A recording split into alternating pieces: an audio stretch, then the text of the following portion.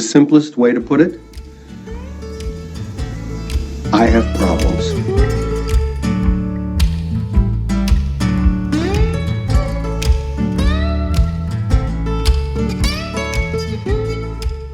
What's up, everybody, and welcome back to another episode of the Pain Management Podcast. I'm your host with the least. I'm Roderick McDaniel, a.k.a. Coach Silky.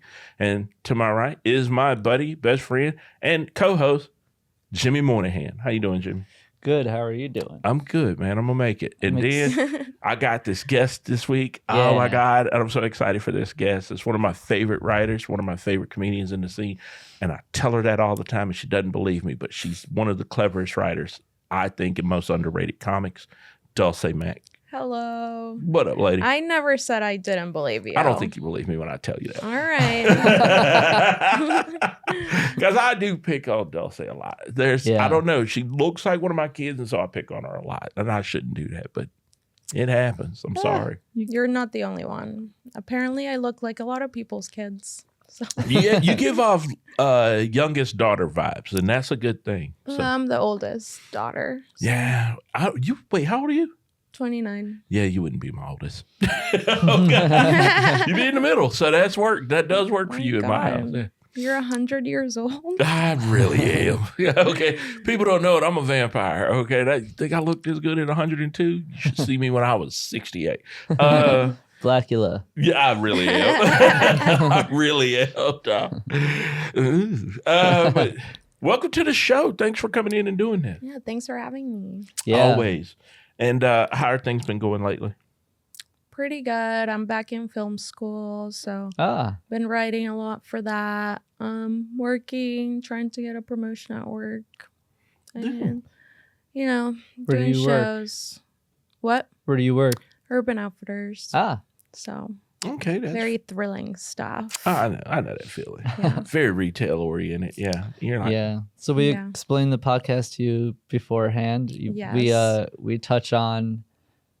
Well, we start a lot of the times by talking about like if you have any mental health diagnosis, or if you feel comfortable sharing that. I have a few. Welcome to the club. Thanks. I definitely have generalized anxiety disorder. I have complex PTSD, which is it's PTSD that basically doesn't end. Like usually people have a traumatic event and then they deal with it for a few years, and then if they do the work, like it'll start feeling better. With CPTSD, it's kind of like your brain is like that all the time, so it takes a little bit more work. Because I had like something traumatic happen basically every year of my life except this year, which has been uncomfortable, I guess. So I get like night terrors and all that, crazy dreams, and then ADHD and depression. So Yeah, that is 90% of our guests so far this year. Well, that's a lot. It is. yeah. So the PTSD is just you're constantly experiencing it then. Well, a lot of the PTSD comes from the troubled teen industry that I was in, which was basically a cult. So it's really hard for me to be around people a lot. So yeah, it's hard to manage the symptoms if I'm like too social. So I've been having a lot of social anxiety recently as well. Do you have to like dip out of places if it's too overwhelming? Oh yeah, Yeah. for sure. Yeah. I have to leave and like calm down and like be alone for a bit. Take a while to recharge your social battery too. Yes, which is also one of the symptoms is like you isolate, but sometimes you have to because your brain needs to calm down. But I mean, I do like EMDR therapy and like. Which one is that one? EMDR? It's basically where you process trauma. So like they'll do like sensations either in your hands or with eye movements like that mimic REM sleep, which is when you process all your trauma. So you're kind of processing it while you're awake, but telling your brain you're asleep type thing. Yeah. How do you get into that state? Well, there's like a few sessions before you have to like pick a safe place in your mind to go whenever you're like feeling overwhelmed, and then there's like a few sessions where you set up what trauma you're working on, and then sometimes you can't work on it if there's like other stuff going on because then it's too much on like the Right. brain. And then you're Yeah. supposed to like imagine you putting it away in this box as like a form of containment, like a healthy form of containment type thing. Which is crazy because one of the things about PTSD that I've learned is that it's basically your brain trying to protect you from shutting all the way down. Like where you snap and you shut down completely. Yeah. PTSD lets you try to, like, hey, there's all these feelings and sensations, and you're overloading.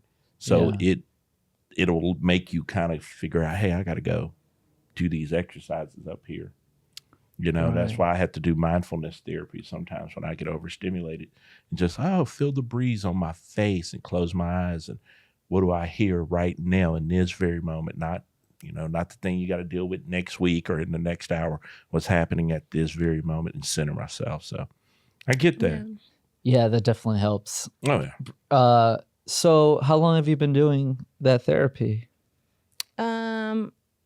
I've had the same therapist this last time for like a year. Oh, cool. It took me a while because in the cult, you basically have therapists there all the time that were kind of like abusing the kids type thing. Because people were there from like 13 to like 22. So it was like a lot of weird shit going on.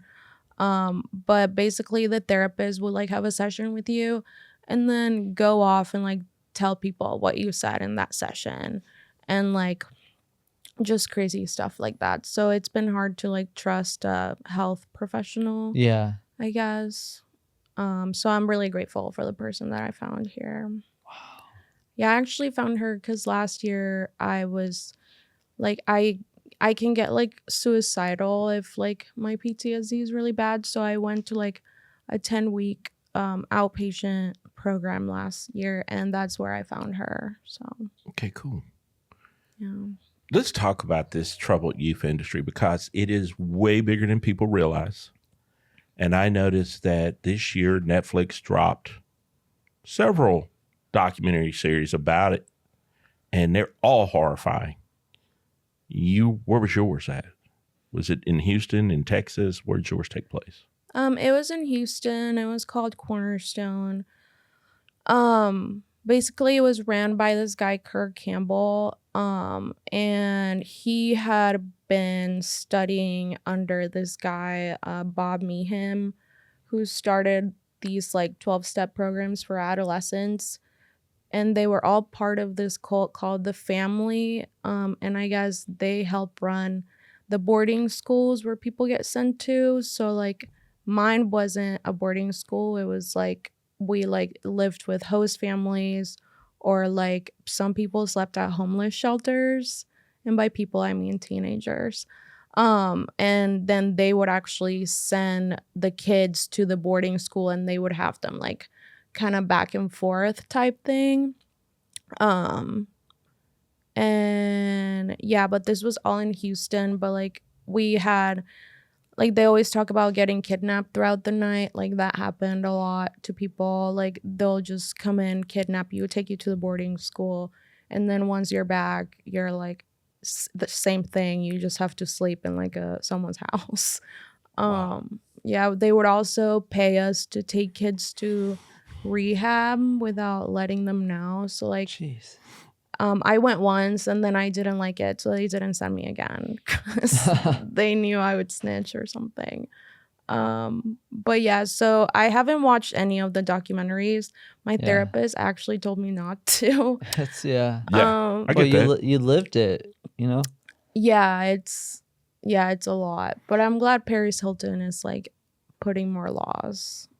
Yeah, I to can't protect watch kids. Black Hawk Down because I was actually over there when that happened, and I was on radio that night when they killed those Americans and drug them out yeah. the helicopter, because we did relief missions in Rwanda. So that movie's been out 20 years, and I've never sat down. I can't watch it. Yeah. So when I knew what it was about, I just told everybody I'm not watching it. And so too to real. this day, Yeah. once you go through it, you don't need to be reminded of it because now it's no Yeah. longer entertainment to you. Now it's like, oh, you made a movie about my nightmare. I don't want to see that. Yeah. Yeah. You don't really think about that, all these like horrifying documentaries. Like you're just watching them and it's kind of like sick. You're just Yeah, like it's somebody's enjoying nightmare this- you're watching. Yeah. And you're just like, Yeah. oh, I can't wait to watch the next one. Yeah, and I do it too, but there are topics I will watch. But that was one where it was like, Yeah. when she said, yeah, I'm not watching it. And I was like, and I hope you don't, because they're terrible. That's how I found out about what was going on. And then they were under the guise of being a Christian organization too. Dude, I cults are don't get me into that. Yeah, because then if they do or perceive something the wrong way, it's like annoying. Yeah, Yeah. that whole thing was Right. annoying to me. But, and I guess there was this thing where they were like, are your kids troubled? Are they not talking to you? Are they kind of, isolating from you? And that was what a lot of it started as. And I get Christian parents are like, my child's doing all those things. And I was like, yeah, they're going through puberty, you dumbass. I have 7 of Yeah. them in my house. Yeah. I expect them to isolate from me and to think I'm an idiot. That's what they do. Yeah, yeah. But some It's parents normal. kind of panicked, and these guys bought into that whole panic, and they could sell this. We can help your troubled child, and they were getting subsidies. It was all a money making racket, but these kids got abused and tortured in the backside of that psychologically a lot of times. Yeah. I watched Yeah. it. It was not a heartwarming story. I bet. I was so Mhm. upset. And then I follow Dulce so much. And then, we're friends on social media. And recently, I guess there was something that came out against Cornerstone, or they got busted, or was it the Paris Hilton thing that I guess she brought light to it? Yes. And then I put out they interviewed me for an article for the US Sun. They couldn't put a lot in it because the legal team was kind of just afraid to put names and stuff. But they put enough out. But I guess someone reached out to me from the cult and said that it kind of disintegrated a couple months before that. The guy Kirk, he if something gets fucked up with lawyers or stuff like that, he'll just start a different group with whoever follows him. So that's kind of what's going on with them.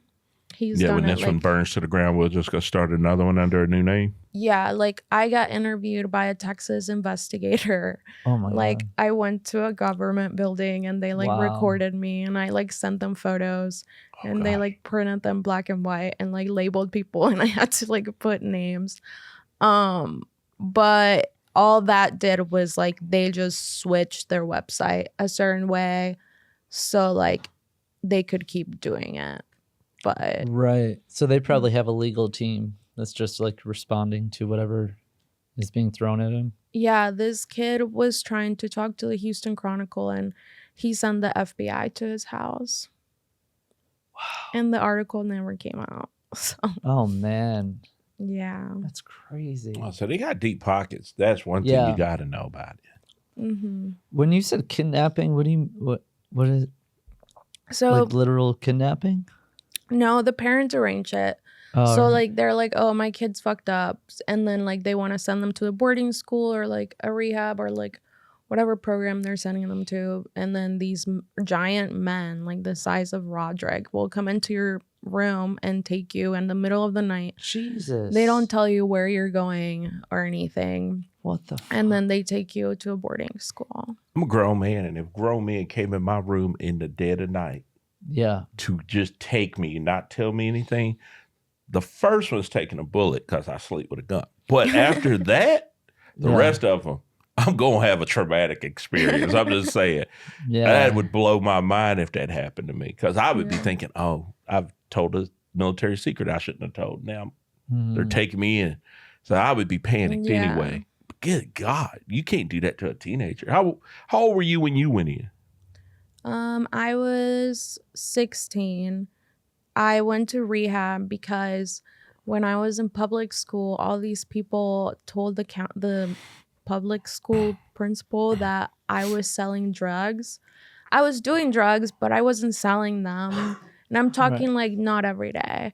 And they basically were like, either you go to rehab or we call the cops and like they'll take your citizenship away. Jesus. Like they threatened me with like citizenship and like my green card. So I was like, I'll go to rehab. And then That is some gangster shit to do. Oh, you were 16? yeah, I was like, I'll go to rehab, call the cops. That's embarrassing. Yeah. Yeah, man. Also, but rehab at 16 is completely pointless. You gotta have some experiences. you before think I think so. you're saying this is somebody that's going to rehab or somebody that went at 16? Goes at 16. Okay. Yeah, I mean, I think it depends. Some kids were like pretty bad, but then the sober cults that like prey on teenagers, they go there every Sunday for like AA meetings, and that's how they like That recruit is right, how they kids. recruit. Yeah. Oh Yeah. my god. It was actually my AA sponsor. I used to like be in AA and like lead AA meetings. I was like in steering committee. I would go to like young people's and AA conventions. Yeah. But it was my AA sponsor. I was telling her about like Cornerstone and like what they would make us do there to like be sober. She was like, honey, I don't think you're an alcoholic and this place is really fucking weird. And that's when I started being like, okay, if she's saying this and she's like sober, something must be wrong, you know? Kind of makes you start when other Yeah. people are looking at it going, from the outside, this don't look right. Mm-hmm. Okay. For sure. That's insane, man. There was also a counselor in there that hooked up with statutory raped a kid, and they got caught in a church parking lot, Jesus. and she got no charges. She's like has a baby, has a family, and the kid he like disappeared, ran away, and no one has heard from him for years. So this was a grown woman carrying on a situationship with these young boys, underage, Mm-hmm. and they just brushed it under the rug. That didn't happen. Yeah. And then made him disappear. No, he disappeared on his own because he was like so traumatized. Wow. Yeah. They're all evil. Do you still have friends from it that you keep in touch with? Yeah, I have not a lot, but I do have a few friends because I mean a lot of them died. But yeah, we all kind of like, it's like the only people that understand because it's very hard to explain. So sometimes we'll like meet up and chill. But like if one of us is going through like a weird emotional time, like we definitely call each other because it's just weird to explain unless you were like there. You had to go through it. Yeah, one of that kind of whole mentality. Yeah. Damn. So what was like a day like living there? It depends if you were an outpatient or not. Outpatient is how they got most of the money. Yeah. $150 an hour, What? like 10 hours a day. Oh. And a lot of times that was the insurance company paying that out for the parents. A lot of it, but the parents had to pay a lot. A lot of parents went like bankrupt. They would also send parents like minimum donation things to their house, and like the parents would just pay it. But basically, if you were an outpatient, you would wake up, go to outpatient until like 11. Then they would make you go to meetings. Then you would go to this thing called satellite, which was from 3 to 6. Then you go to another meeting. And then usually people will like go have sleepovers in certain places because they make you have meetings throughout the week. And then while the kids are having a meeting, the parents are having a different meeting where they're like telling them things and like being like, yeah, they're going to want to leave. And if they leave, like they'll die. And like, Yeah, because they got to get the parents to buy into why you Right. got to stay longer so they can get more money out of them. yeah. So that's kind of what they would do. So it was kind of like all day. Then Sundays, you didn't really have to be there, but people would hang out anyway. If you hung out with people who weren't in it, you were not a winner. There was a winners list, and those were the people that you could hang out with that were healthy. if you weren't on the list, then you were toxic, crazy, unhealthy, and like you were gonna Jeez. die. And they could use that to isolate you too. Yes. Did they ever use it where they said, hey, shun this person, don't talk to them? Yeah, they did it to me. You were shunned. And it's actually weird because a few people from there end up in comedy a lot of the time. I know like 4 people, and like one of those people's like wife was one of the counselors in that place. Oh man. And she was like one of the worst ones, but she was the one that like told everyone like, if you hang out with Dulce, like you're gonna die, like all this. And I was like, I just smoked weed once since like I haven't seen you guys. So This was all behind weed? That was your drug of choice? yeah. And then weed. I mean, I also took like anxiety. I was like experimenting, but my main thing was weed. Yeah. Yeah. So you were trying to self-medicate the ups and downs and just like, I just want to be level. Yeah. Okay. They would make you do random shit though. Like there's this book, not The Greatest Salesman in the World, but the other one, the blue one. It's not the white one. Wait, is a recovery book? No, but we had to read books that the leader liked. Yeah. So he made us read like The Stand, like Tuesdays with Maury. We Oh. had to watch The Matrix. What? We had to watch Star Wars. We had to listen to like Pink Floyd and like Led Zeppelin. And First like, of all, you're making this shit sound kind of cool when you say it Yeah. like that. I'm like, wait, I'm going to watch Star Wars, The Yeah. Matrix, and play Led Zeppelin? He's Sign me giving the a- fuck up. He made you Yeah. do a bunch of things that would be better with weed. yeah. Oh my God, he did. Star And then he Wars. said, but you can't do any of this with weed. Well, that sucks. Yeah. So for a while, I like hated The Matrix. I hated rock and roll. Oh, look, I get it. No, Yeah. that part I get because you just took all this cool shit and made it terrible. Yeah. But then when you like Tuesdays with Maury, and I'm like, okay, that is satanic right there. That's- Yeah. And I have read that. Okay. Yeah. But in the book I'm talking about, there was this thing called God Memo. And they would make us do random commitments. So like it would be like, if you love makeup, they'll be like, you can't wear makeup for 6 months. Like if you were being kind of a shithead, they'll be like, you have to do a 90 and 30, which is 3 meetings a day for 90 days or 30 days. 90 and 30 is Yeah. crazy. But the book, you had to read this thing called God Memo every night for 100 nights. And every night we had to email and check in about our day and like if we did our commitments or not. So people would be like, yeah, I finished the God Memo commitment and I did this. And years later, it turns out I was the only one that didn't lie about finishing the commitment. So Oh, you would say you didn't? no, I did it. And then everyone else would be like, yeah, I finished it. But I guess they never did. And I didn't even think to lie, you know? Wow. That's how in it I was. Yeah. Oh, they had you on lock. Yeah.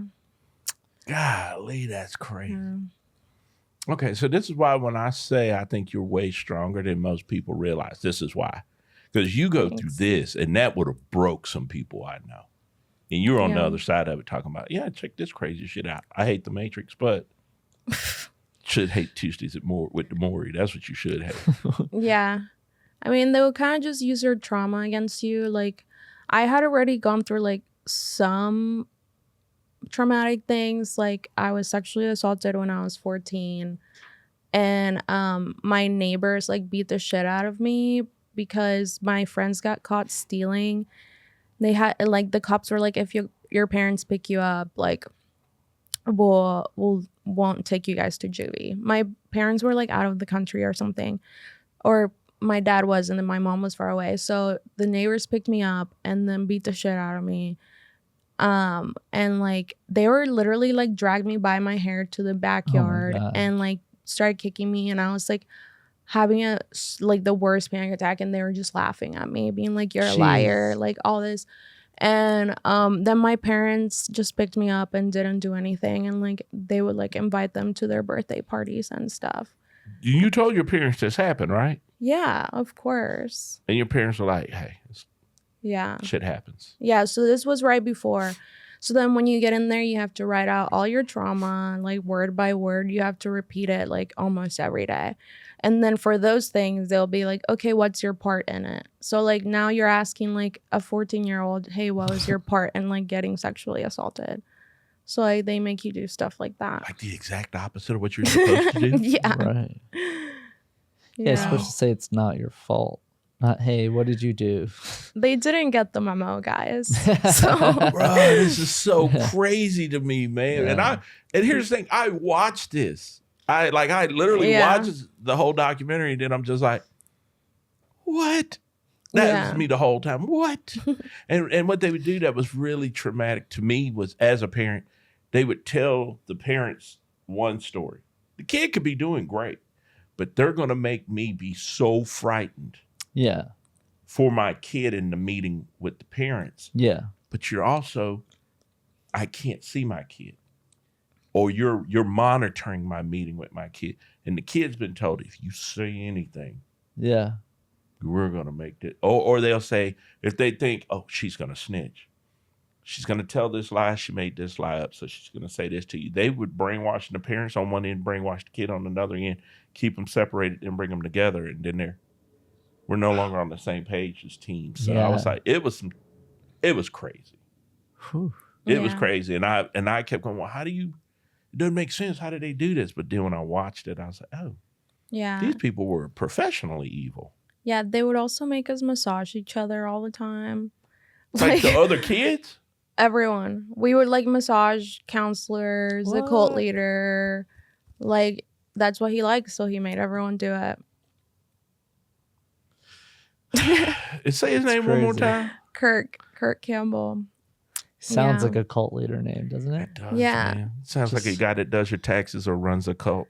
I just want his name out there, and I hope he gets mad and sees this. Come talk to me about it. Yeah. Seriously. But yeah, they're a lot. And then after you leave, it's just kind of hard to like integrate back into society. So Yeah, because you just went through cult life. yeah. And your whole day was micromanaged for you. Mm-hmm. And now you're out on your own with no way to how to process the real world. Right. And there was like no privacy. Like I hid in my apartment for weeks because I was like, there was a guy that was in the cult that lived in my apartment complex. And if he saw anything I was doing, he would like tell people. Jeez. So I just hid for a while in my apartment. So you still did you feel fear about even after you left? I guess once I realized they couldn't do anything anymore, like I was an adult. Yeah. Whatever. So I was like, I mean, you fucked me up mentally, but you can't do anything to me physically. Right. You can't bring me back and make me stay anymore. Yeah. Because towards the end, I was like fighting with the cult leader like every week. So he didn't want me there anyway. He was ready to like, hey, she got to go. Yeah. Because on Tuesdays, we had to go to his class about... It sounds so stupid. We had to go to his class about thinking for yourself. So he would make us do like random shit, whatever he felt that week. One time he made us do 50 winner one-on-ones, which a winner one-on-one is you have to stare into someone's eyes for 5 minutes. Then you tell each other your deepest, darkest secret, and then you pray together. So we had to do 50 of those. But some of the deepest, darkest secret was literally the most fucked up shit you've ever heard. Like, guys will admit to, like, sexual assault, like, all this shit, like, about their family, like, bestiality. Like, I'm talking, like, all this fucked up shit. And you just had to be like, it's okay, I love you. And, like, pray with them. Yeah. Bruh. I like that it was called thinking for yourself, but they don't just do told that. you exactly what to do. We're going to teach you to think for yourself in this class, but don't you dare do it and start arguing with us. Yeah. That is crazy. Wow. Do you feel like where are you right now with it? Do you feel like completely separated from it? Does it still feel like it kind of owns you a little bit? Is it, you know what I mean? It's up and down because Like in comedy, it's sometimes similar. Like you don't have any privacy. Yeah. You don't know who's like being genuine to you. Like if they're trying to like go up to something in the Right. scene or whatever. And then like you obviously it doesn't control your day, but there are things that you're supposed to do. So I think sometimes I have to take a step back because of that, because then my brain's like, oh, I'm not safe, like Right. trying to protect myself. But for the most part, I feel like I'm pretty good now. I started a new medication because my biggest problem was sleeping. I get like night terrors, like I wake up sweaty, like my whole bed is wet because I was like having nightmares all night. Like I'll wear my Apple Watch and it says like my heart rate was up until like 110 while I was sleeping, and I'm like sleeping. But they prescribed me Wellbutrin, which is for depression and ADHD. But instead of producing serotonin, it produces dopamine. So it makes you like more alert and like focus on things. So I have more energy throughout the day, and then I can actually sleep at night. Okay. So now I'll only get like nightmares if I'm going through something stressful. I actually hate Halloween because I get assaulted on Halloween. Oh wow. So this week, like I usually get like hyper vigilant, like about like everyone. It's a little lower this year, but definitely has gone bad in the past for So sure. you don't go out on Halloween night at all? Any parties anywhere? Sometimes if I'm like around people I feel safe with, I wouldn't go to like on 6th Street with like a slutty outfit. Okay. Like that would You're like, nope. stress me out. Yeah. Yeah. That would be yeah. Fuck. Yeah. Nobody talks about this, man. So let's talk about comedy, because sometimes it can be a catty little bitch club. Yeah. Let's be real. And we never talk about this in comedy. I think a lot of times we kind of just like, well, if we don't talk about it, we won't ruffle anybody. But there's some terrible people that we are surrounded by in this business, and they will do some fucked up shit to you just because they're thinking they're going to get 15 minutes somewhere, or they're going to move up. Oh, I'm in somebody's vision. So how many times has comedy caused you that kind of undue stress or trauma? I mean, I usually go through it like once every 2 months, but like the big one was just last year. Um, yeah, I think I had the idea that if something happened, people would have my back. And obviously, someone having my back is like important to me because my parents don't even have my back. But then I kind of realized like, oh no, like I'm alone. Like if something does happen where like it's a public thing, like most people are not gonna have your back because they have to watch their own back. So that was like a harsh thing to learn last year. And then also in 2022 I lost 4 friends back to back in the summer. Like they all died. And I had this really bad episode at a Mexican airport because I went on this, it was like the beginning of 2023, but I went on this trip and my friend's aunt was like this super sweet, like emotional lady, like super spiritual. And like she was talking about her brother. He had killed himself like years ago. And she was still like being emotional about it and talking about him and kind of like still grieving him. And that made me really sad because I've had like 20 friends die and I don't really get a place to like grieve ever. And in 2022, like I would like post about my friends dying and like people would come up and like make fun of me, like, oh, Dulce's friend dying again, like your life is so sad, like just jokes like that all day. So when I went on that trip, I like everything kind of came out. So I literally, there was this guy that was like yelling at me like the cult leader used to in the Mexican airport because we were like stuck in there for hours. And I just kind of lost it. And like I had a episode in the bathroom and then the medical team came. And since we were in Mexico, they gave me Xanax.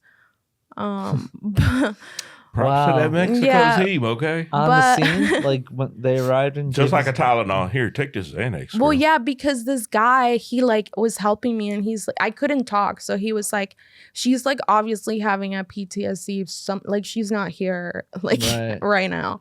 So they gave me Xanax and 20 minutes later, I was like, oh, like I'm chilling. But after that, I think I was just like, I was weak-minded, like emotionally, so I couldn't handle all the like switching on and off that comedy demands of you.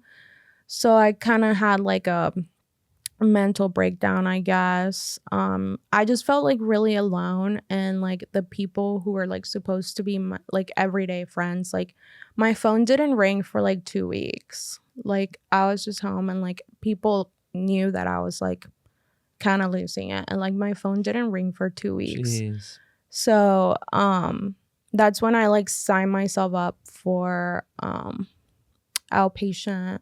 Like someone that was in the call with me actually like came over, we talked, and she like set me up with like an outpatient program.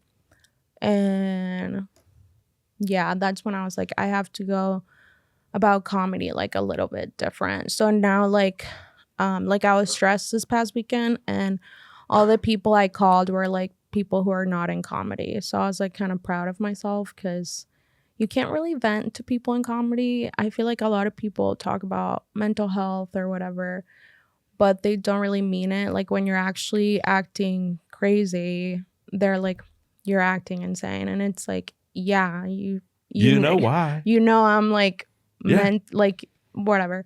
But I feel like sometimes you just have to let me like word vomit for a second. Obviously not to everyone, because not everyone has the Yeah, mental. because some people are listening for what they can use against you. I know. Well, yeah, but some people also don't have the mental capacity for that, and Yeah. they shouldn't.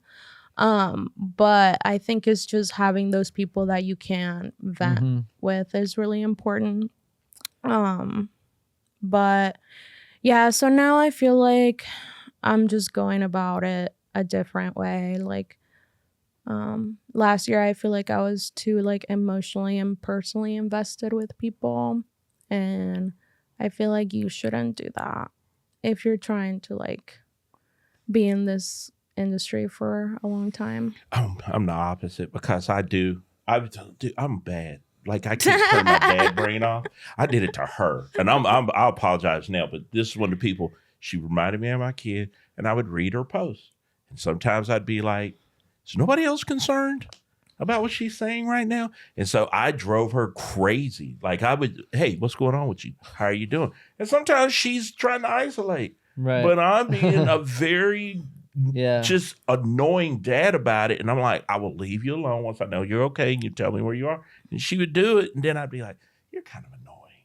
You're really an annoying person, Roderick. But I had to know she was okay, because Yeah. I've buried way too many friends in this business. Mhm. And I didn't want to see her go that route. I was like, no, she's super talented. And this 85% of us are fucked up in this business. We all are funny because we have some trauma that I don't want to face Yeah. that. So I'm going to go be funny. So Yeah. I see things differently than people, because when I see me sometimes acting out in other people, and when I see it, I'm like, okay, well, I'm about to annoy the shit out of you till I know you're okay. And then when I know you're okay, I'm gonna disappear again. So Well, I appreciated that. I appreciate you Aw. for saying that, because I was annoying. I was so annoyed. I knew I was. Even my daughter, she's like, is this one of our sisters that we don't know about? Right. Like one of my youngest daughter always said, like, just tell me, is this one of your kids? And you just don't want to tell us this is one of your kids. I'm Yeah. like, no, she's not one of my kids, but I am very annoying to this person. So. Yeah, because you care though, and I think it's I do, man. It's important to have that. I have a small group. I was in the. I'm so sorry. Dude, it's okay. I was in the Orlando comedy scene, Yeah. and almost everyone from there is here now, and it's Yeah, all we talked about that, people yeah. that I trust. It's all people that know that I'm very mentally ill, and I keep that circle pretty small as far as like letting people into what's really going on. I think and that helps, because I have trouble trusting people, so just having those select people and like friends like Roderick that will like kind of bug you I think that's important to have. Yeah. Yeah. All of y'all gonna remember me when I die. and hopefully not today, but he's going to remember me Yeah, I when was I gonna die. say it could be Just Right. like you're going to in a remember me couple like, he hours. was annoying, but he really cared about us. And I'm going to be like, yeah. There's gonna be 2 rows for white women at your funeral. That's a very true statement being Yeah. said right there, man. Yeah. I'm starting to make peace with that there Right is in way front. too many white women in my life, man. Yeah. They were the ones calling me on my way here to the studio, like, go to the doctor. And I was like, I will. Hey, at least they Wow. care. They do, Yeah. man. I just be trying. I am the guy that people word vomit to in my friend group. But also my friend group was outside of comedy because, I worked in the video game industry. And then I worked for a corporate gig with GameStop for years. And then Yeah. I had, I still work in the anime world. So, I have friends that are in the anime conventions and all that. So Right. I had this weird mix of friends. And one of the things I tell Cody is that you have to diversify your life. And the reason I tell you that is comedy is going to hurt you one day. You're either going to have a really bad show. You may get ripped off on your pay. You just may be in a depressive state and think, I am not making a difference in this career. Okay, that's going to happen to you as a comedian. Let's just put that on the table. I don't care who you are. Every comedian is going to have that happen. But what is your fallback in your life? What are you doing outside of comedy? Well, if you got a job and the job's going well, I can fall back to, hey, my family's well, my job is well, comedy is just down right now. But what if 2 of those areas go down? Well, what were your backups? And that's where we don't diversify our lives enough. And that's where we can get into these situations where it's like, when this one thing goes horribly wrong, what do we fall back to? And so that's I don't tough. have I don't have anything. You have a very good friend group, or you also have you had that job working at the grocery store in the deli. Oh, Whole Foods. Yeah. But I mean, that's nothing to fall. I can't fall back on. Well, Sundays in Whole Foods is a whole move, sir. Oh, it's terrible. I know. Sunday in Whole Foods is he says it's terrible, but I shopped in Whole Foods on a Sunday, Yeah. and it is a babe-a-rama. That's The hot bar? oh my God. Yeah, Yeah. you just go in there, it's like, is this a singles club? What is happening Yeah. in here? Yeah, No, that's yeah. deadly dangerous. Yeah, it's definitely. Yeah, it's so many hotties I to know. just stare at. It's distracting. I couldn't work there. You're a stronger man than me, Jim. No, I'm not. I jerk off in the bathroom twice a day. It's Clip awful. that. Just But- clip that. Just edit it But what out. I- Twice a day? Well, I'd be at the shooting most. dust at Damn, the you're second one. stressed. Yeah, okay. I am stressed. Yeah. Good Lord. No. But my point is that I'm horny. No, the point is I don't have like I don't think it's good to have a backup plan. Well, I think it's good to diversify your Yeah, life. diversify. But like I don't want to put any energy into anything other than comedy. Oh yeah, that's where I'm at now. I think he meant more like backup plan, like mentally. Oh, Is that what I- he meant? I mean, yeah, with friends, there's Oh, a backup right, thing. I got you. Because comedy should not be like my friends are always saying, hey, comedy's not the most important thing. And I'm like, you do 3 gigs a year, sir, please. Yeah. I work 45 weeks this year. Hush, little boy. Okay. So I do get that. And this is my number one job. So like I've done so much comedy in the last 3 months. I haven't even driven for Uber in 2, Yeah. which used to be my job. Like I used to be like, I'm only making so much with comedy. Now I have to go drive for Uber on the weekends when I'm home. I haven't been home on a weekend in so long. I have not driven for Wow. Uber since last time I drove for Uber was before Skankfest. What was that? The end of September? Mm-hmm. Yep. Last time I drove for Uber was then. I haven't been in a car for Uber in a while. So they even sent me a message, hey, how are things going? And I was like, oh, you miss me, brother. But I'm also Diamond. I'm highly rated in there. Oh. I'm a very excellent driver for Uber. And I did that. You get to Diamond because you're in the car a lot because you don't have money and you need to make it. So I drove for them a lot. Now that I'm gone, they're like, come back, bro. What are you doing? So you're making a lot of money on the road. I am. I have been blessed this year that I've comedy is treating me well, and doors have started to open for me that didn't open before, and things are going good. You know, Cody and I do our double headliner set together, so it's going Yeah. well. But I also have this backup plan for when that doesn't go well. You know, What's- that backup plan, you know, I have a gig where I write. So sometimes I can take my laptop on the road and I write and I get articles published, you know. Sometimes I'm writing about political correlations between a recent video game. That's this thing I've been writing about lately. And I'm trying to sell that article because this game came out and I was writing about our current political system and how this game is touching on it, but it's disguised as a video game. But it's talking about the class warfare and how sometimes we use the media to try to hide what the real issues are and get people in an uproar because that keeps them from talking about who the real enemy is, which is your It'd be funny if it was like Super Mario Brothers. Yeah, Right. it's Super Mario. It's Super Princess Peach Part 2. Yeah, but yeah, Smash I've been Brothers. really doing this whole like a writing. So even when comedy goes wrong, and I had a show one time where when the show was over and they asked me how'd the show go, and I said, if I didn't have to get Cody home, I'd kill myself in the hotel room. Oh dear. Oh my The show was terrible. It was so like I literally, the only thing kept me alive was I gotta take Cody home. That was Wow. it, man. And we had like 3 days to go on that run, and I Yeah. was like, and all the rest of the shows were good, and we laugh about it now. But I remember telling my buddy that in the green room, and when I told it to him, he looked at me, and I said it so seriously, and we both broke out laughing. Yeah. Because he was like, I know that was the realest, rawest thing you've ever told me. And I was like, I'm so serious right now. Wow. That show sucked. It was that bad. Bro, I've been doing stand-up comedy for 21 or 22 years when we Yeah. did that show. And I was ready to walk away from my career after Right. that. It was the worst show for me.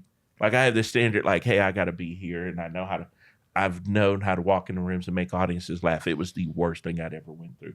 And I was mentally like, oh, I haven't fallen off the horse in a while. I've been humbled.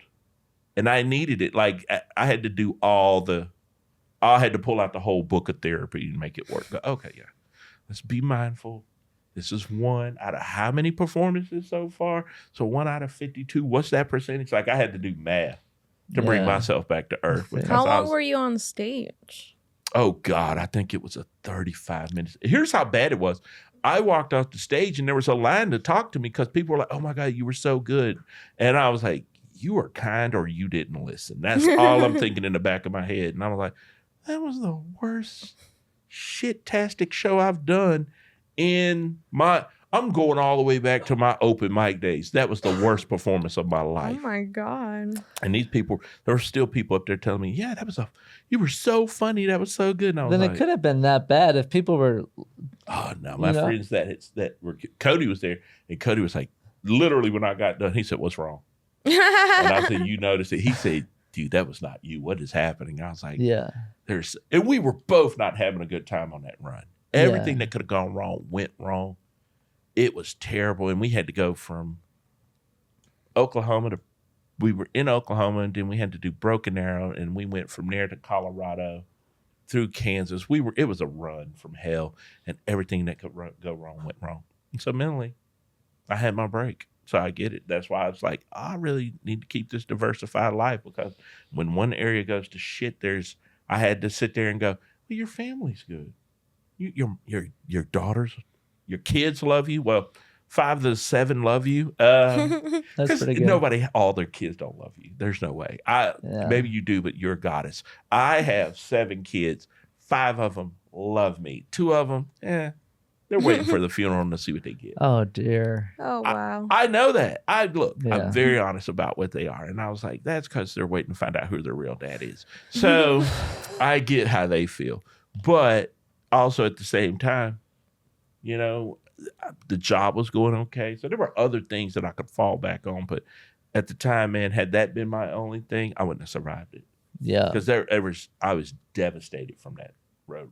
It was just like, I think I came home and I took a week off, and then we booked a whole nother run to make up for that run, and we were gone again. So I was like, I got 4 days to get over it and get back on stage and make this shit go well. So I get that. Diversify, man. Have some stuff to fall back on. What do you do other than stand up? Are you diversified? She's got a podcast. I mean, Yeah. I also think you need to diversify because then how are you supposed to relate to a crowd if all True. you do is hang out at a True. comedy club? Yeah, you Yeah. need life experience, right? Yeah.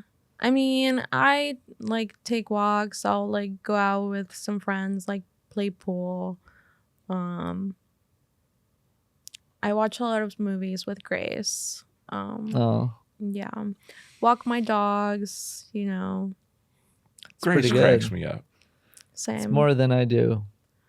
Okay. I mean, You need a pet. I need a pet. I want a cat. You could have a lizard. A lizard. What? You look like you would have a lizard Oh, pet. do I? Yeah. I don't know about that. But That's so weird. It's not rude. I look like I would have a lizard. I would have a snake if I could. I just can't feed it the Wait. mice. Okay. See, I can't do that either. I feel like Yeah. that's like an insult. No, because I would have said dog, but then I'm like, no, because the dog will be by itself a lot because you're Yeah. doing stand up. So Why then can't I have that's a cat? I don't know. Let's start with a cat The because fuck? that cat don't need you as much as a dog does. True. I I guess mean, cat. Yeah. Yeah, I'd and say you it. can cat sit. I can get a cat sitter. True. Yeah, but even then, your cat's just gonna just smoke Pall Malls and stare at you That's disapprovingly. fine. I love cats. You're a cat person.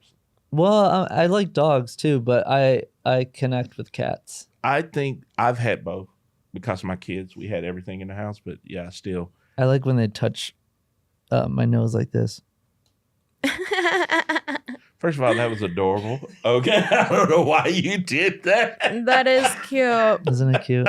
That was so cute. I don't know why you did that, but okay. Yeah, and I love that they don't give, they only give you attention when they feel like it, and then so it makes the times that they do give you attention great. It's like having a bipolar girlfriend. It's I like, dated her. Oh Yeah, my gosh, I dated she's a in a woman good that did me mood. like that. She totally did me like that. she's in a Yeah. good mood. Let's enjoy. Yeah. But yeah, so that's good that you walks, movies, and you have is Grace your best friend? Yes. That's good to have a best friend. Yeah. Yeah. If you would have said she wasn't, I'd have been like, who is this? No, I did have one, but he died. Damn. So I thought I would never have a best friend again. And then Grace showed up. Wow. Grace is the Yeah. most fun, chaotic energy I can. Yeah. Like, I never not seen her show up and I don't smile from ear to ear. I'm just like, what is she going to say right now? yeah. I love that woman to death, man. But Yeah. but I watched them together and it cracks me up. Yeah. Yeah. Give your podcast a shout out. Yeah, You're you on guys here, are great together on your pod. Yeah. It's called Yeah Podcast. and you should subscribe because it's on this Mm. channel with us. Yeah. Yeah. Yeah, Grace and I were actually drawing people we knew last night and like guessing who we were drawing. It was really fun. Oh my gosh. Yeah. Would anybody be upset by their drawing? Yes. Okay, I kind of figured that. Yeah. I drew Mario and she liked it, but he didn't. So, Okay. Yeah. but yeah, it was fun. She drew my ex-husband. Oh. It was awesome. How old are you again? 29. And you already have an ex-husband? Yeah. I live in the moment, It's a good You place when to I be. grow up. I so want to be you when I grow up. You're just What do you mean? you want to do be cool divorced? shit all the time, man. I used to. I was going through my Instagram and I was like, wow, I used to travel, go to Europe, go skydiving. And You still do. now I'm You're a boring. When you started photographer. doing comedy, Yeah, I used to get laid and everything. Not anymore. you don't get laid Thanks, anymore? comedy. No. I feel like comedy helps you get laid. When you're a man.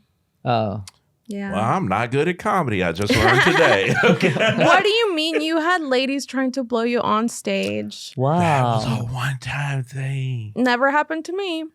Okay, we do have that happening. Okay. No guys ever try to go down on you on stage? Nope. Never. You know what? I would be like, leave Dulce alone. This is so hot. I wouldn't want to be assaulted, but I'd be like, that's wild. Because that's what the audience did to me. If it wouldn't have been for security catching that lady, I would have got assaulted in front of the Yeah. crowd. Yeah. But she was there and had her hand on my zipper. She was going for it. Are you okay? Yeah. I was shook up. I make a joke I about bet. it now that I Yeah. just kind of clutch my pearls, but I really did. That was my reaction. It was Yeah, like, no, that's scary. Yeah. and I didn't know what to do. Yeah. And then all of a sudden I saw security grab her and take her off. And I was like, okay, I got to still finish this show. Yeah. And there's all these people are staring at me. So I was like, y'all were just going to let that bitch sexually assault me? And they laughed. And then I was like, okay, now we can go back into the show. But that was a real story. yeah, yeah. damn. And I still did not sleep with that lady. Man, they actually walked me out through the back door. I should have taken her to my car and played No. a Spotify R&B playlist. Let her do that in the air condition. Not in front of a crowd, like Christians in a car. Yeah, but she was sloppy, right? While R. Kelly played gently in the background. I feel like she would play like Kesha or something. Yeah. I would have let her. I said, you want to put this on? If she'd have played Lavender Haze by Taylor Swift, I'd have just gave her one of my credit cards. They do whatever you wanna do. Lavender Haze. What the fuck? What That's is my that? favorite Taylor Swift song It's ever. a song. Yes. Mm. It's my favorite. Look, it was the one song that made me wish Taylor Swift did an R&B album. Ah, It was so good.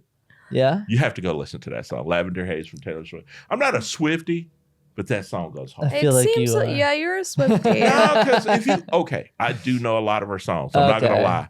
Own it. But I don't. That was the first time I heard a song, and I was like, "Oh, that's my jam." Man. You were doing this. I'd be white girl dancing in the house. Yeah. You ever seen white girls when they're drunk and they're like, Yeah. Yes. it They're was like, me in the I house. love you so much. I know. I was white girl dancing to Lavender Haze in my house. That You're was my favorite jam. person. My first boyfriend loved Taylor Swift. Like, loved her. And I got him concert tickets for Taylor Swift. And then the cult was like, no, we have to go on this camping trip. Like, you can't go to Taylor Swift. Damn it. And I told him and he cried.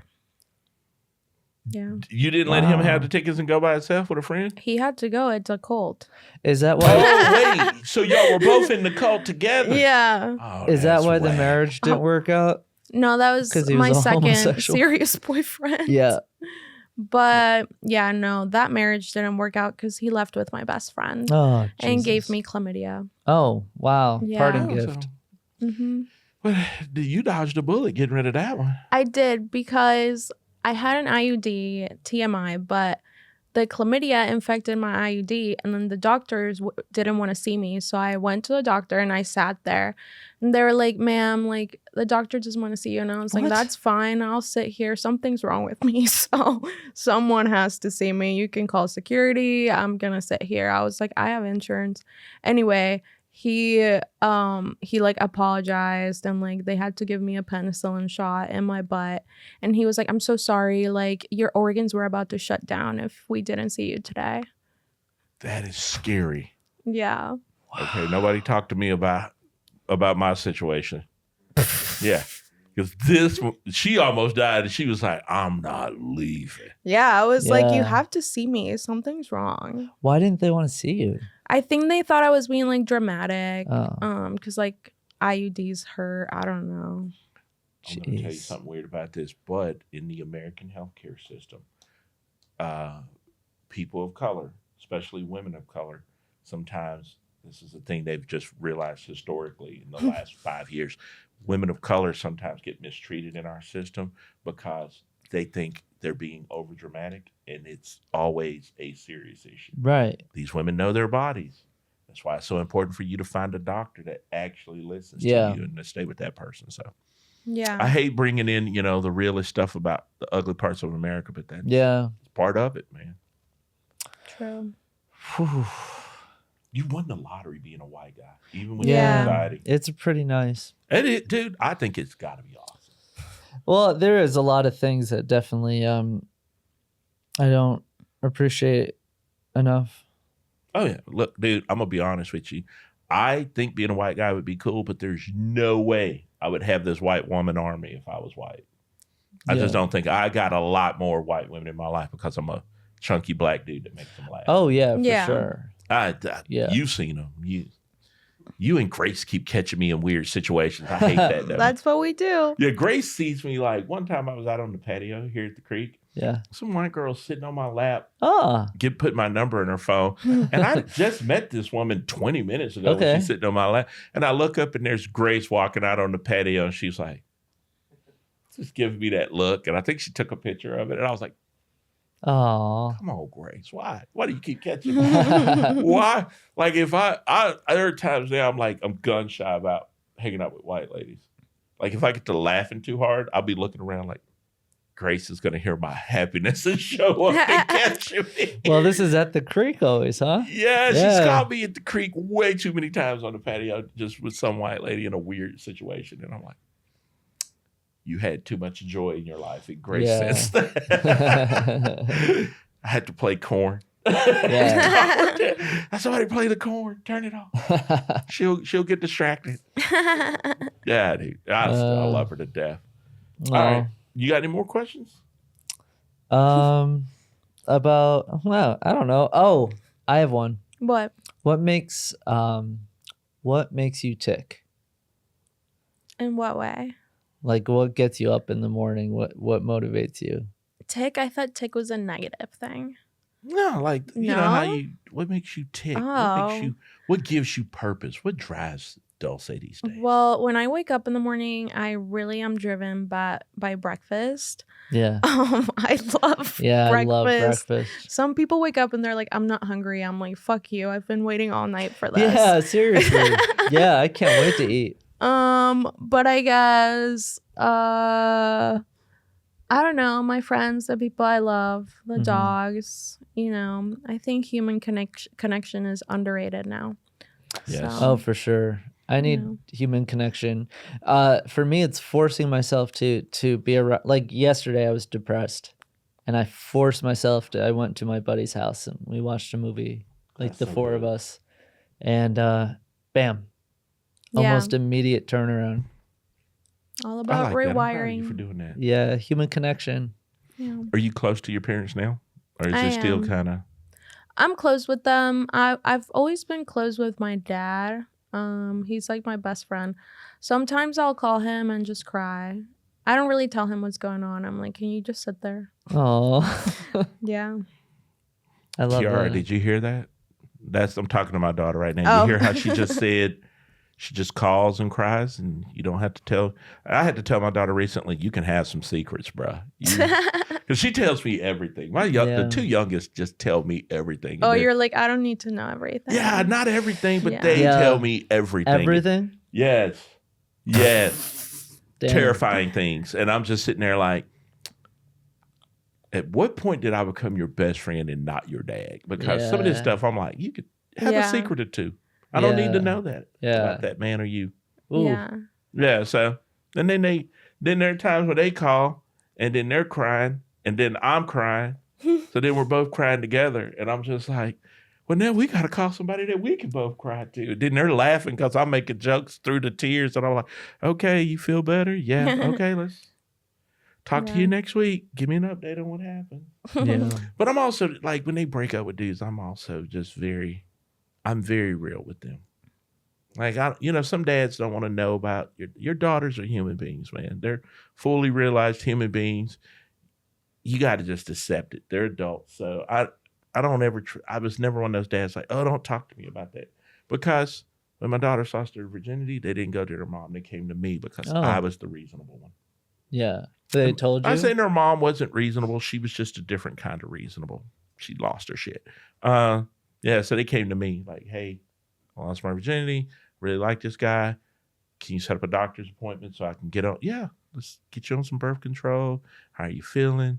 Were you into him or were you just wanting to lose your virginity? We had the emotional talks and stuff. So I'm a girl dad through and through, man. Oh, for sure. And so I was the one that knew, like, I would buy all the feminine products for our house and I had the bathroom set up for them and I knew everybody's cycle. I knew it because when one of them would start acting off and I'd just look at my phone calendar and be like, Wow. she's starting on Tuesday. It's always starting on before the Thursday. period. Guys are like, oh, are you on your period? It's not when you're on it. It's beforehand. Before. I Yeah. could tell Yeah. she's 2 days out. And I knew I would go and stack the bathroom up because I knew what she was going to need. And then there would always magically happen to be a pint of her favorite ice cream just appear in the freezer. Yeah. Because I know Wow. one day I don't know if it's going to happen today, maybe tomorrow, maybe on the third day of the period. That thing's going to disappear. she's not going to leave her room. So Then she's going to come out and tell me she loves me. Yeah, when I start crafting my suicide note, I'm like, oh, I should buy tampons. Yeah. That'd be a weird. I mean, like if I just walk in, Right. oh, she wrote this suicide note that has 2 misspelled words. I better go get her some tampons and ice cream. Do you ever have that where it's like you're just you super depressed or anxious or like moody, and then you're like, oh, it's my period. Yeah. Yeah, and then you're like okay because you're like, oh, it's just my period. I'm not okay, but I'm like, I know it's you. You know why? Yeah. Yeah. So once you're on your period, you're fine. You're more focused on More like physical things. Like right. you're hungry, your cramps hurt, your back hurts. Right. Yeah, you're supposed to eat complex carbs every 4 hours. Mm. Really? Yeah. That I did not know that, and I thought I knew a lot. Yeah. Complex carbs, Mm-hmm. so your body can break it down and replace it. Oh, Yeah. genius when you say it out loud. Yeah, and then you Yeah. start thinking, okay, that does make sense. Why didn't I think of that? Okay, thanks. Thank Yeah. you for enlightening me. You're I got a welcome. granddaughter that lives with me now, so I'll be ready for when she goes through it. You want some sweet potatoes? Papa Saw made my a sweet phone here potato on your casserole period. with. Yeah. What's up, girl? Holla at your boy. Period potatoes. Yeah, dude, that's really what they are. That's gross. So let's talk about this. So you're still doing comedy. You used to be real heavy in the roasting scene. Are you Thought ever you were thinking just about gonna going say- back No. because of some of the complex people in comedy? No. I can't really talk about it, but I mean, I did try to. I did one roast recently, like 3 months ago. Yeah. So I told Adam that I would like judge and stuff, but just hasn't happened yet. But I just can't do like the big ones. So there's not really a point to me. You were killing it in those. Yeah. And I always felt like dudes sometimes are little bitches when a woman is better or funnier than them and smokes them. Yeah. And I'm just calling it like it is. I ain't saying nobody's name. I just know some dudes be little bitches when a woman smokes them at one, and then they're like, I don't like her, and now I don't want her to have a good career in roasting. I'm just calling it out, you little bitch ass nigga. I said it. Face it, live with it, yo little Yeah. punk ass. Yeah. Yeah, I think that's why I wanted to ask if you would ever come back, because you were doing killer with it. I mean, it's fun. I enjoy it. I used to watch the Comedy Central roast when I was like depressed. So I do love it, but I don't know, just not right now. Okay. Yeah. Oh, this is what I want to ask real quick before we end. Okay. How does because like what we've talked about this in the past, like because you said you have generalized anxiety disorder. Does stand up fuck with that? Like, do you get anxious about sets or like before or after or? I mean, yeah. Yeah. I get really anxious before, and then after, I'm usually good. Yeah. After is when I'm like, yeah, Yeah, God. for sure. it's over. I used to not be able to talk like in public. But I mean, the only good thing the cult did, they would make me yell in front of people, and I would cry, and like they would make me talk, and I would just Right. cry. But I guess that helped a little with public speaking. But I don't know, I'll just get anxious randomly. Like sometimes I can't. I'm just anxious. So Yeah. and the social part is harder than the stage part. Like people are like, how are you doing? And I'm like, why do we have to do this? Yeah. Like Yeah. Like, I don't want to Yeah. do small talk. Just let me go do this set and get out of your way. yeah, for sure. And it is like, Brian Simpson's always saying that to us about how, the hang is so important because you get booked in the rooms you're not in a lot of times just based off Yeah. of being a good hang. And that's true, but there's a lot of times you just be funny. Just be hilarious. You will get the work, man. Yeah. I think it's a balance for sure. Yeah. I think you have to hang out a decent amount, but there's other times when I'm like, okay, I had a show, I did well, and now I want to get the fuck out of here. I Oh, want to yeah. go home. And I You know, see there. This is where that it's feels weird good because the too. old school used to be like, well, you didn't hang around and watch the other comics, so then they Ugh. wouldn't want to book you. But also at the same time, let's be honest, man. I'm a different generation than some of y'all, and I know when my battery gets low, it's hard for me to sit there and watch other comics when Oh, I'm fuck barely. I'm just holding on, just to like, man. I'm just trying to hold on to the planet. I want to be at home in bed watching Netflix Yeah. right now. I don't even. Want to I be mean, here. I want to watch. I like watching comedians that I like. I definitely like doing that, but not like all the time. You know. I've seen some terrible stuff. Let's just say that. Terrible stuff. Yeah. Yeah, and that's welcome to Austin. That's what it is. Sometimes you're going to see comedians that you're just going, how did you get booked? What are you doing? True. It happens, Yeah, that's why you can't take it personally. If you're not on certain shows, everyone has a different journey. We're all trying to get to the finish line. Do you see yourself doing stand up for the rest of your life? Maybe I'm trying to do more like TV writing. Oh, awesome. So I'm like getting advice from people right now that like write on like successful TV shows or whatever to how to like get into that. But I mean, yeah, I would like to like do stand up and have a podcast, like write for TV. I would love That'd to be do cool. that. Yeah, Mostly you're a great writer. TV because I don't like being the face of the operation. I don't think I'm very likable to most people. I think you are likable, and I think Maybe. I mean, I don't know. you're stuck in your head a lot, but I think you're very likable, and you're likable on stage. But I also get the idea. I don't want to have to be the glue to hold this whole thing together either. I don't know. I've been blocked and given many obstacles that other people don't get. So that's why I don't really like being in public or like the face of things. Yeah, I get that. So if I could just write and have like a fake ghost name, that would be great. That sounds pretty cool too. That is awesome. Yeah. I'm not gonna lie. That's what I love about writing, because I can write an article and I don't have to use my name.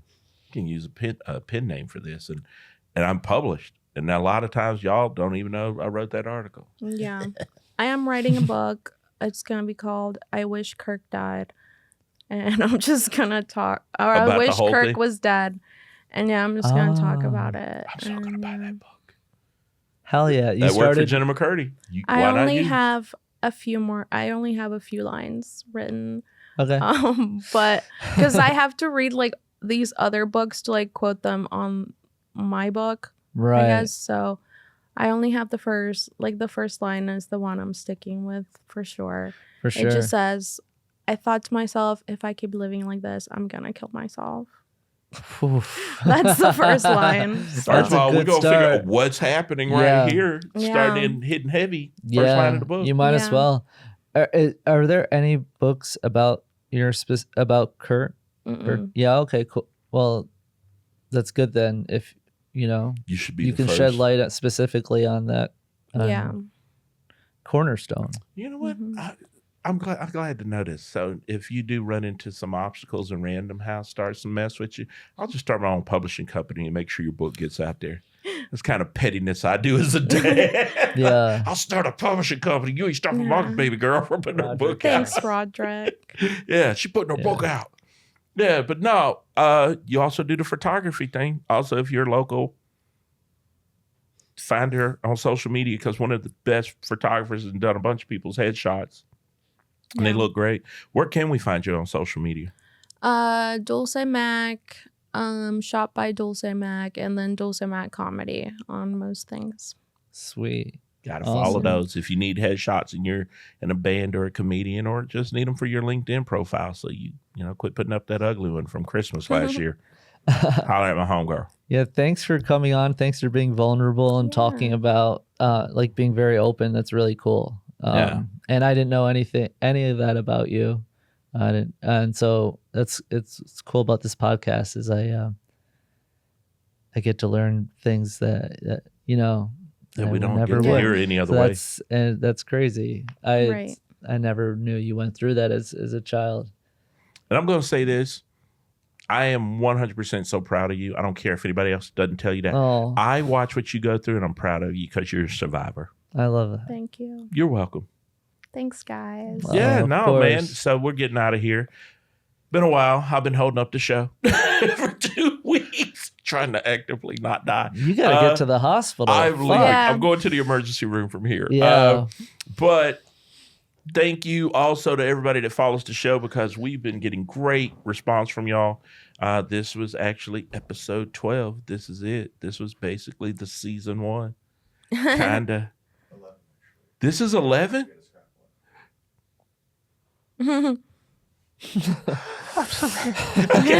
Yeah. All right. So yeah, this is season 1's almost ticking down. Thank y'all for the support. We also finally got a bunch of listeners on Spotify. Thank you for Sweet. doing that. Thank you for subscribing.